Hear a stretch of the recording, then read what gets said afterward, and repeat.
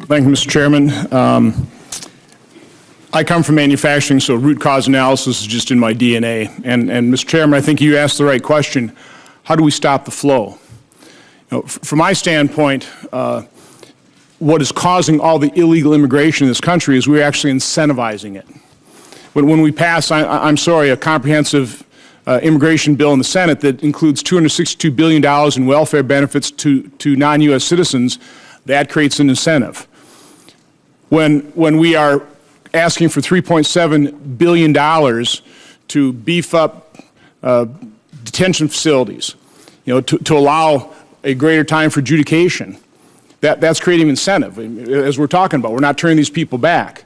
We're actually incentivizing parents to put their kids at great risk coming across Mexico because they know if they reach the promised land, they're home free.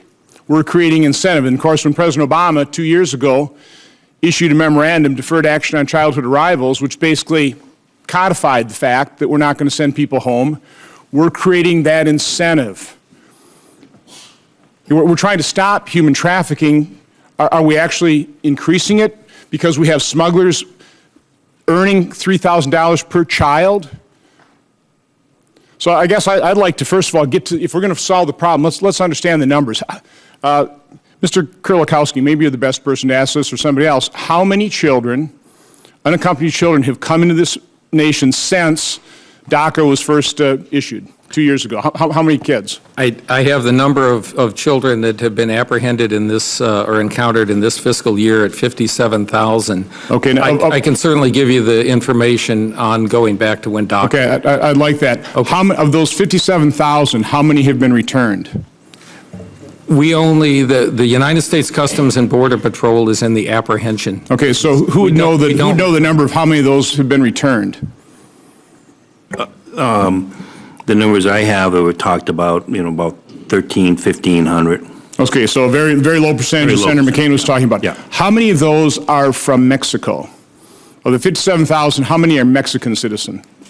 The breakdown has been that Honduras, El Salvador, Guatemala contain about 78 to 82% of the people that we've encountered.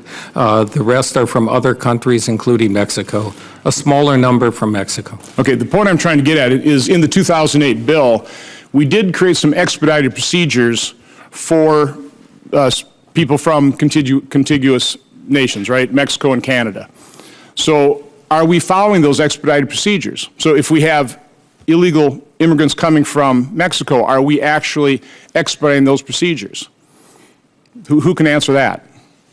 Department of Justice, or HHS? I mean, who's doing this? Yes. If I remember the numbers correctly, and I stand corrected, I think last year Border Patrol did expedited removal on 11,000 children, I believe, that made its way in to the United States and did expedited removal. Very little activity up on the northern border. Very compliant I wouldn't doubt that, right? But yes, my best of my recollection during my time there, Border Patrol was using expedited removal. What is the timeline for deportation? I mean, how long does it take to go through this adjudication process? Let's first talk about for the expedited procedures for Mexicans, and then I want to talk about other than Mexican. Well, my understanding on expedited removal for it's immediate, virtually immediate for people that come in that are eligible under expedited. If there's 20% that are basically Mexican, which would be expedited procedures, 20% of 57,000 would be, roughly 10,000, right? Yeah. 10 to 11,000? Why have we only deported 1,700? I remember a number of 11,000 that Border Patrol executed from an expedited removal standpoint. But under the expedited removal process, you have to determine a couple things, and then that person. So how long does that take to determine? My understanding is under expedited removal, it's very quick. It can be the same day. So again, so if 20% of the 57,000 unaccompanied children are Mexican, subject to those expedited procedures, it could be the same day. How come we've only deported, what is it, Senator McCain, 1,700?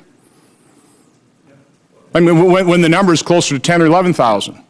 Well, I think the number that I was quoting was from the South Central American countries. Didn't include Mexico. And trying to break them into different buckets here. Well, okay, Mr. Filikowski. Senator, the vast majority of immigrants that are here illegally that are apprehended at the border from Mexico are returned almost within the same day, and that and we can certainly they move very quickly. So the unaccompanied children from Mexico not counted in your 57,000? A part of those 57,000 are those unaccompanied children from Mexico. Many of them are returned within the same day, and I'll be happy to give you. So give me those. I want to know. Happy to give you those. So I want to go to the Department of Justice. Then, how long does it take, in terms of other than Mexico, other than Canadians, to actually go through the adjudication process and actually be deported? So, Senator, our immigration court system has no direct role with the expedited removal process. So I'll talk about the process whereby somebody actually gets, brought into the country and then put through removal proceedings through our court system.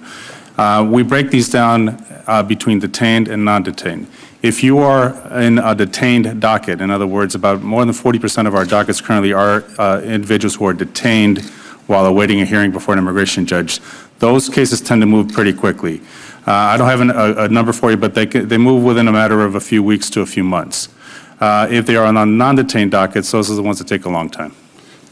So again, a few weeks, few months, but we've only returned, a fraction of the 57,000 that we're talking about here. So I mean, again, what you're saying doesn't add up with what the numbers are. And let me just make my final point, because I'm running out of time. I've run out of time. I can't think of a more humane thing to do, even though it maybe sounds a little cruel, but then to deter parents from sending their children to the United States. And I can't think of a better way to deter parents from doing that is to literally take these minors, identify where they came from. I've gone online. It costs $207 on a one-way trip in terms of plane flight. Put them into a hotel, feed them, and return them to the country of origins, because I can't think of a better signal to parents in Guatemala and El Salvador and Honduras to say, do not subject your children to the beast. Do not subject your children to rape and murder. Don't send them to the United States, because when they get here, they will not be allowed to stay. There's 7 billion people in this country that don't live in America. Many of them would like to come. And we've got to come to a decision in this country whether we're going to have totally open borders or whether we're going to have a legal immigration system, which I want to fix this. But we've got to address the root cause in this, and the root cause literally is we have got to stop incentivizing parents and other immigrants coming in this nation. Thank you, Mr. Chairman.